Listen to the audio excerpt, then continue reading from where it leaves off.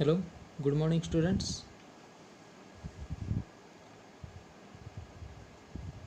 Today I am going to teach you first poem of 10th class English textbook for Marathi and semi medium.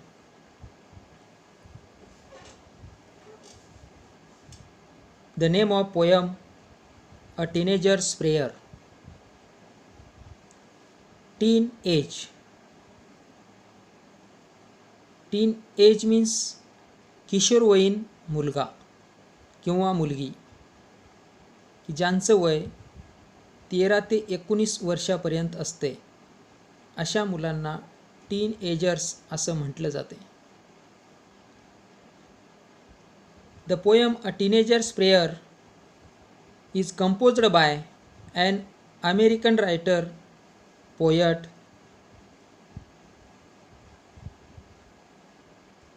J. Morse. He has depicted the expectations of a teenager in life.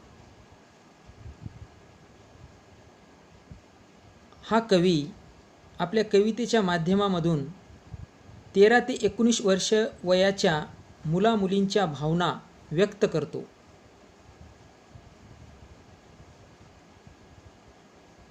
आणि त्याने ईश्वराला प्रार्थना केलेली आहे. म्हणून अ teenagers prayer means किशोरवयीन मुलाची प्रार्थना असं या कवितेचं शीर्षक दिलेलं आहे. नाव we look the first stanza of the poem. Poet says, each day brings new beginnings, decisions I must make. I am the only one to choose the road that I will take. Each day brings new beginnings म्हणजे प्रत्येक दिवस हा नवीन सुरुवात घेऊन येतो. आणि तो उजाडलेला दिवस, त्या दिवशी मला काही निर्णय घ्यावे लागतात. म्हणून कवी म्हणतो, डिसिजन्स आय मस्ट मेक. निर्णय हे मलाच घ्यावे लागतात. Decisions I must make. In this sentence figure of speech is inversion. Inversion means the words are not in correct prose order. The correct order is I must make decisions.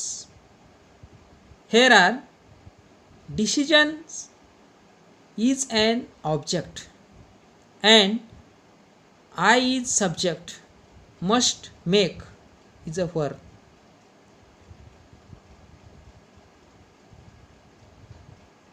The correct order is I must make decisions. म्हणजे आपण पाहतो की वाक्याची रचना ही subject plus verb plus object अशी असते. परंतु या ठिकाणी कवी सुरुवातीला ऑब्जेक्ट्स घेतो आणि नंतर कर्ता आणि क्रियापद. हा एक काव्याचा अलंकार आहे. कारण का कविता ही अलंकाराने परिपूर्ण होत असते. कविता म्हटलं की फिगर ऑफ स्पीच आलंच.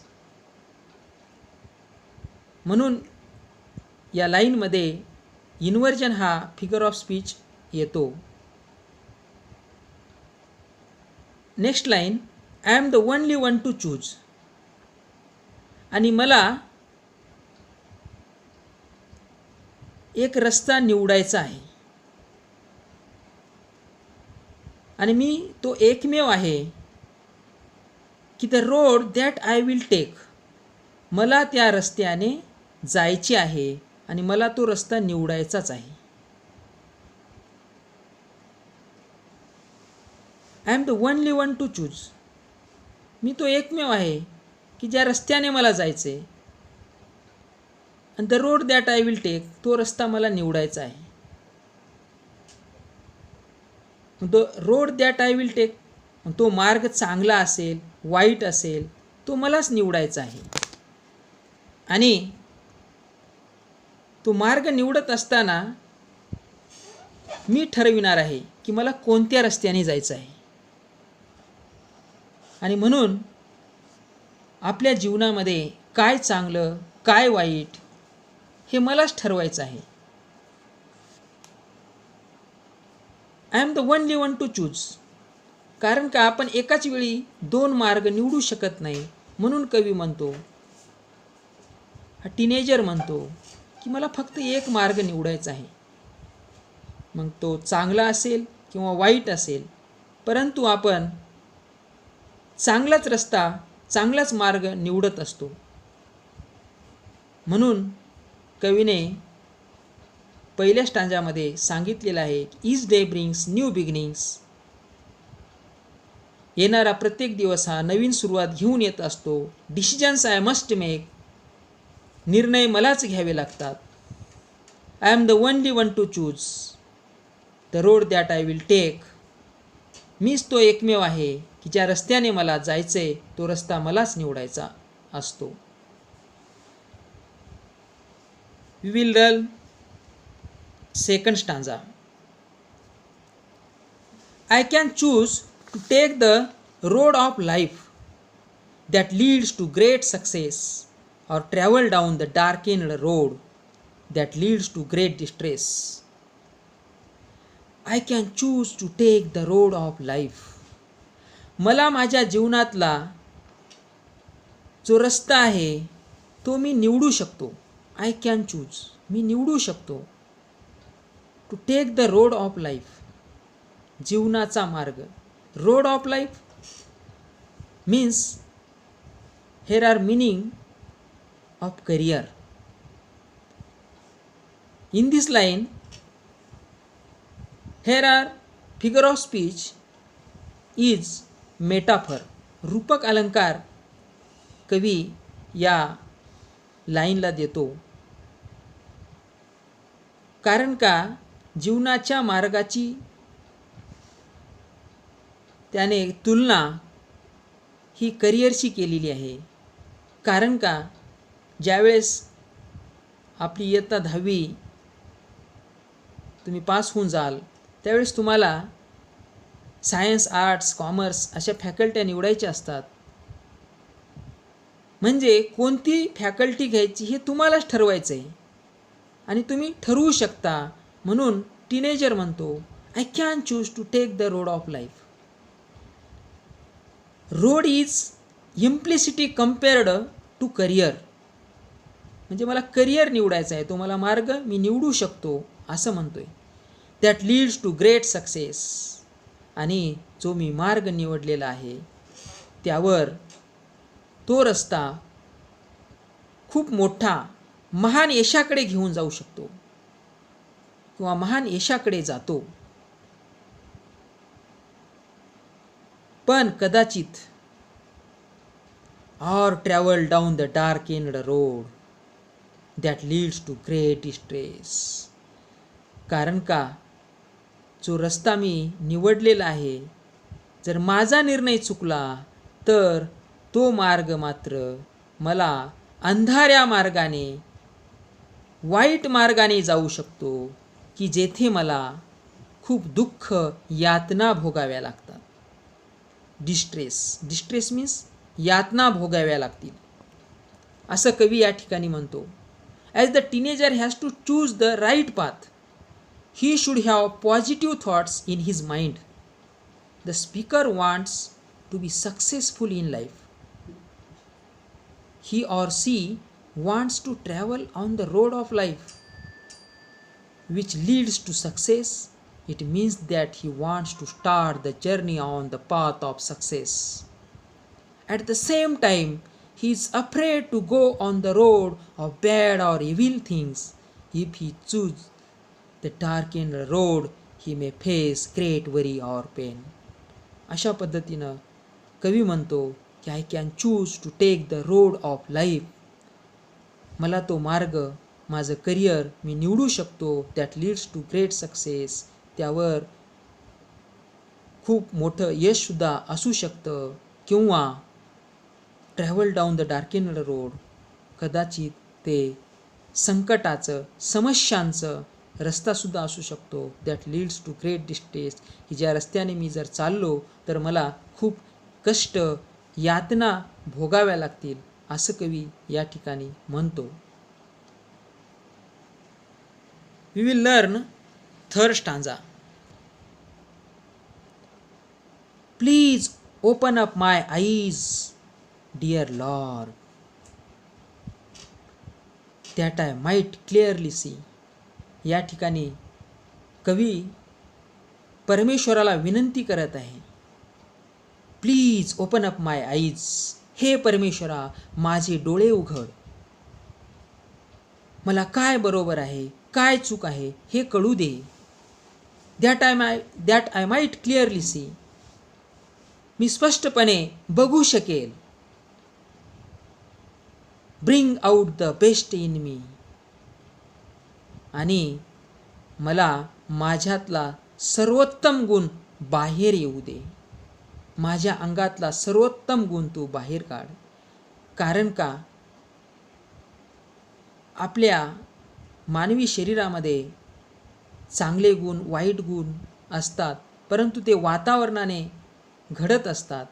आपण जर चांगल्या मुलांची मैत्री केली, हुशार मुलांची मैत्री केली तर आपल्याला चांगले गुण लागू शकतात, आणि जर आपण वाईट मुलांची जर मैत्री केली तर आपल्याला वाईट गुण लागू शकतात. म्हणून the teenager says, he request to the god, help me stand for what is right,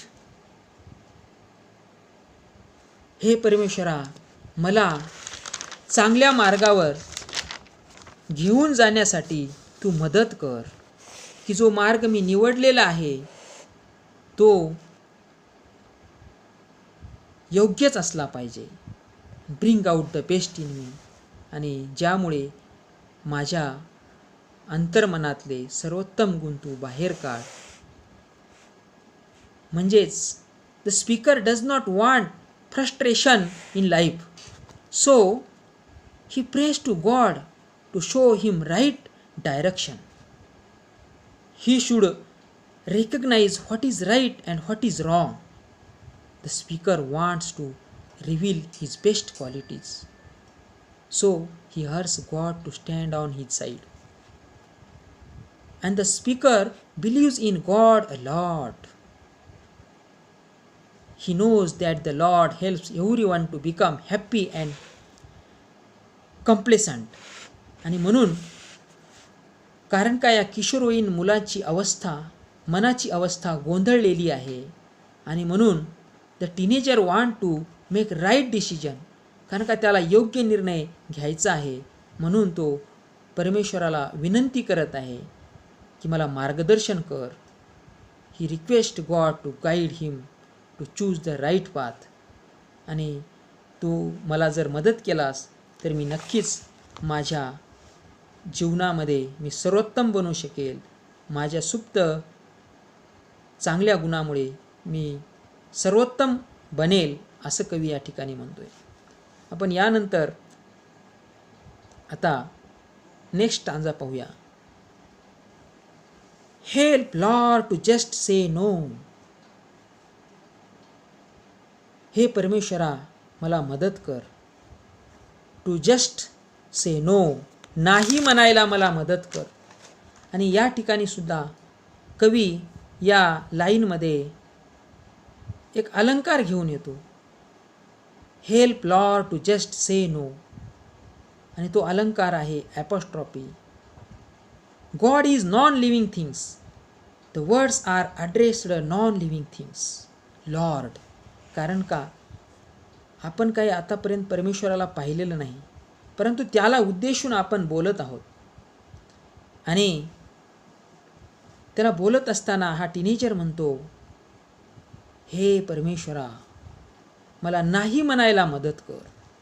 to just say no when temptation comes my way, जेव्हा माझ्या मार्गामध्ये, माझ्या जीवनामध्ये जर टेम्पटेशन, मोह, इच्छा जर आडवा आला, तर त्याला मला नाही म्हणायला मदत कर. That I might keep my body clean. आणि त्यासाठी माझं संपूर्ण शरीर तंदुरुस्त असलं पाहिजे, तंदुरुस्त असलं पाहिजे. माझ्या मार्गात येणाऱ्या इच्छा, मोह त्यापासून मला दूर ठेव. कारण का कधीकधी माझा मित्र मला वाईट गोष्टी करायला भाग पाडेल, तेव्हा मला नाही म्हणायची शक्ती दे, असं कवी या कवितेच्या माध्यमामधून बोलत आहे. आणि and fit for life is day. आणि दररोजच्या येणाऱ्या प्रत्येक दिवसासाठी माझं शरीर, मन स्वच्छ, मजबूत, तंदुरुस्त ठेवू शकेल. जीवनातल्या समस्यांना मी तोंड देऊ शकेल आणि त्या जीवनातील समस्यांना मी तोंड देण्यासाठी समर्थ असेल. त्यासाठी तू मला मदत कर, असं या ठिकाणी कवी म्हणतो. He praise to God to give him strength to say no when he wishes to do something bad or wrong. The teenager does not want to be the victim of bad company or habits. He wants to be physically fit and perfect for life every day. He thinks that sound mind lives in a sound body, so he cares for his body or health. अशा पद्धतीनं या कवितेचा आपण भावार्थ बघितलेला आहे. And we will learn last stanza of this poem. The poet says, when my teenage years are over, I know that I will see that life is lived its very best with you walking next to me. With walking next to me. When my teenage years are over, जेव्हा माझे किशोरवयीन वय संपेल, म्हणजे 13 ते 19 वर्ष ज्यावेळेस माझे संपतील, म्हणजे मी 20व्या वर्षात पदार्पण करेल, मी 20 वर्षाचा होईल. I know that I will see. तेव्हा मला माहीत असले पाहिजे की that life is lived it's very best, की हे जीवन खूपच सुंदर आहे. मला समजलं पाहिजे की मी सर्वोत्तम जीवन जगत आलेलो आहे, हे मला कळालं पाहिजे. With you walking next to me. आणि तू माझ्याबरोबर शेजारी चालत असशील, तेव्हा मी सर्वोत्तम जीवन जगू शकेल, असं कवी या ठिकाणी आपल्याला सांगत आहे. कारण काही किशोरवयीन मुलाच्या मनाची अवस्था या ठिकाणी कवी अधोरेखित करतो. आणि त्यासाठी the God guidance to him या her. The speaker thinks about the days when the teenage would end, when the speaker would enter in a adulthood. He would have convinced that he would have experienced good things by the guidance of God. He wants to lead perfect life, so he requests God to be with him. अशा पद्धतीने या कवितेचा आपण भावार्थ बघितलेला आहे की येणारा प्रत्येक दिवस माझ्या जीवनाची सुरुवात घेऊन येतो आणि तो दिवस पूर्ण गेल्यानंतर मला कळालं पाहिजे की चांगलं काय, वाईट काय, माझे मित्र कसे असावेत, चांगले असावेत, हे माझ्या मनात सदैव असेल तर नक्कीच माझ्या भविष्याच्या जीवनाचा मार्ग यशस्वीतेकडे केल्याशिवाय राहणार नाही, असं कवीला वाटते. लास्टला जाता जाता जसं appreciation of the poem question number 3मध्ये पडतो, त्यावेळेस सेंट्रल आयडिया ही खूप महत्त्वाची असते. म्हणून जाता जाता मी सेंट्रल आयडिया सांगून जातो. The poem is about a teenager's dilemma. ही संपूर्ण कविता किशोरवयीन मुलाच्या गोंधळलेल्या अवस्थेविषयी आहे. The teenagers want to make right decision. आणि या किशोरवयीन मुलाला त्याच्या जीवनात योग्य निर्णय घ्यायचा आहे आणि म्हणूनच तो he request God to guide him to choose the right path. आणि जीवनातला चांगला रस्ता, योग्य मार्ग निवडण्यासाठी तो परमेश्वराला मदत कर म्हणून विनंती करत आहे. किंवा माझ्या हृदयामध्ये, माझ्या मनामध्ये चांगली सद्बुद्धी येऊ दे म्हणून कवी परमेश्वराला प्रार्थना करत आहे. म्हणूनच कवितेला नाव दिलेलं आहे अ टीनेजर्स प्रेयर.